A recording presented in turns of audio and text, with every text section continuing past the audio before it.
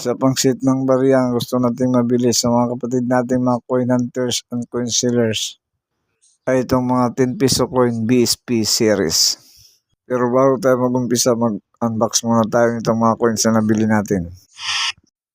Hello guys, good days. Bago natin umpisa nitong bagong set ng coins na bibili natin, unbox muna natin itong nabili nating coins mula sa ating contact seller from Kalinga City. Sergio Tuban Jr. Usapang Barya.ph coin seller, coin hunters.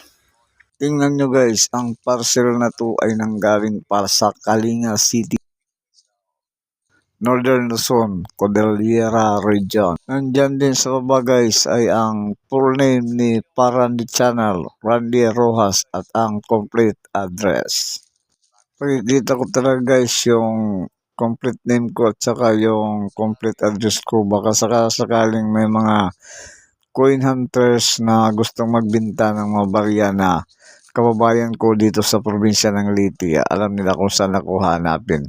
So, kung mayroon kayong mga barya dyan na gusto nyo ibenta sa akin, kagaya ng mga baryang tatalakayin natin ngayon, mamaya pag-uusapan natin. So, before tayo mag-proceed doon guys, unbox muna natin to. Panoorin nyo, samahan nyo ako. Tara, let's go.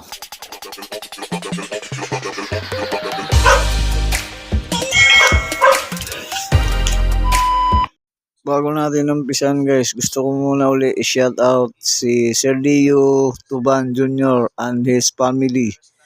Tapos Sir Stanley Gutierrez ng May Kawayan, Bulacan, and Jubal Pabiuna ng Pasig, Iloilo. Shoutout sa inyo lahat yan guys, mga legit seller, coin hunter, and coin sellers.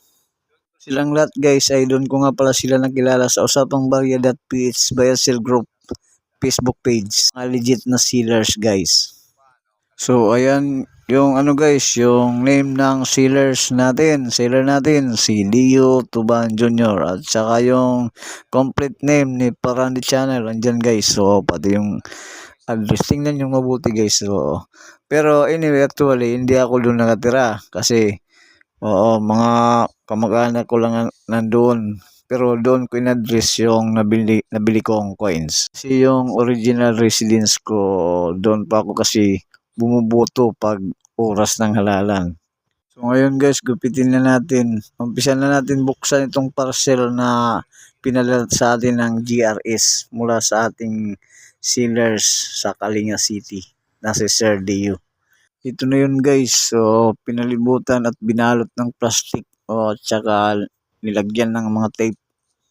Itabi muna natin ang mga to, itong mga plastic pati itong mga coins para makita ng buti ng ating mga masugid na mga viewers at mga coin sellers na nagbabalak magbenta sa atin ng mga coins. So umpisa na natin tanggalin pa itong mga plastic guys na nakabalot dito sa mga coins para makita nating maigi o masilayan itong pinakahintay nating coins na binili natin mula sa norte pa guys, layo Northern Luzon. Biyaheng Bisaya. Ang layo guys ha. In fairness.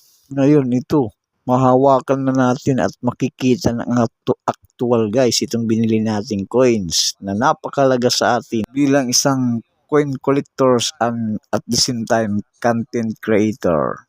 Naaninag na natin, nakikita na natin yung mga coin na binili natin. Ito na yun guys.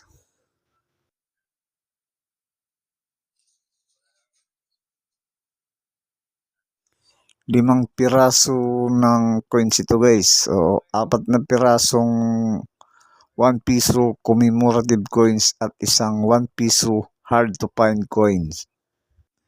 Ayan, ang gaganda, ang kintab. Almost uncirculated pa guys. Parang mula pa yata to sa blister pack. Ano't ano pa man, ang importante ay nabili natin to sa tamang halaga. Nagkasundo kasi kami sa tamang presyo ng sellers ko na si Sir Dio Tuban Jr. Ito guys, 1 piso commemorative coins kay General Artemio Ricarte. Ayan guys, napakaganda pa ng coins. Almost uncirculated at ang kintab pa.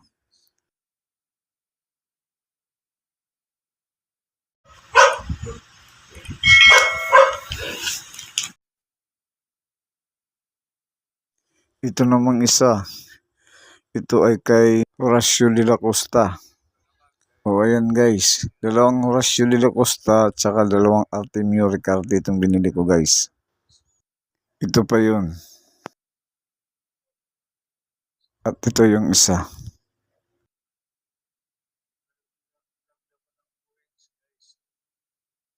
At itong last, ito na yun yung pinakamalagang coins guys na nabili natin. Ito yung pinakamahal na coin guys.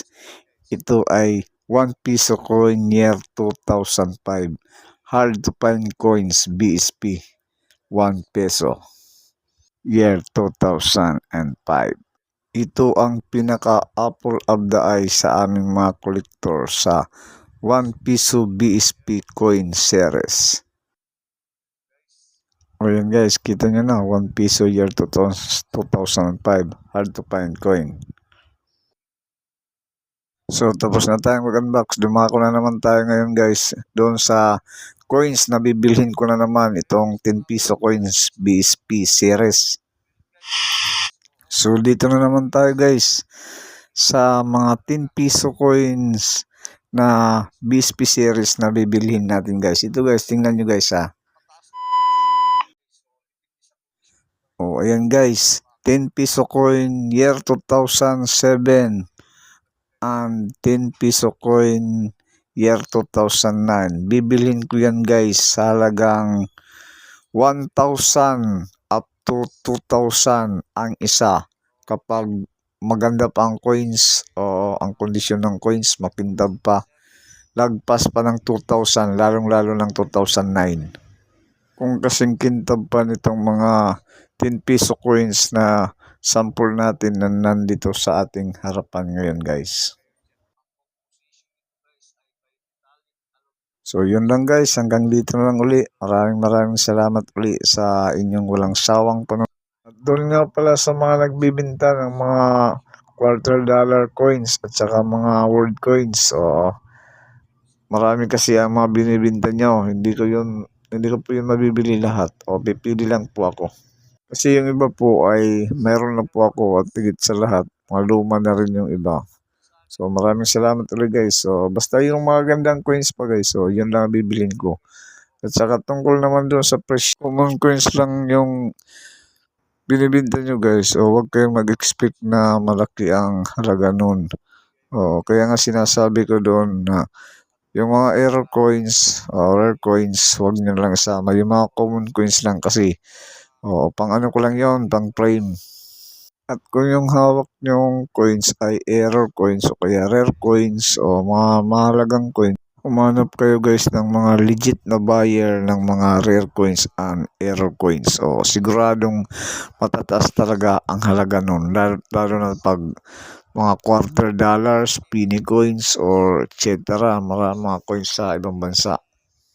Hindi kaya gaya ng sinabi ko dati, punta kayo sa mga page na buy and sell group. Oo. Tapos doon, mag-join kayo. I-post nyo yung mga coins nyo. Lalo pag alam nyo medyo mahal ito. Yan. I-post nyo doon guys. So, yan lang mga advice ko guys ha. Maraming salamat ulit sa inyo lahat yan guys. See you always guys. Ingat kayo palagi. And bye bye. See you at my next video.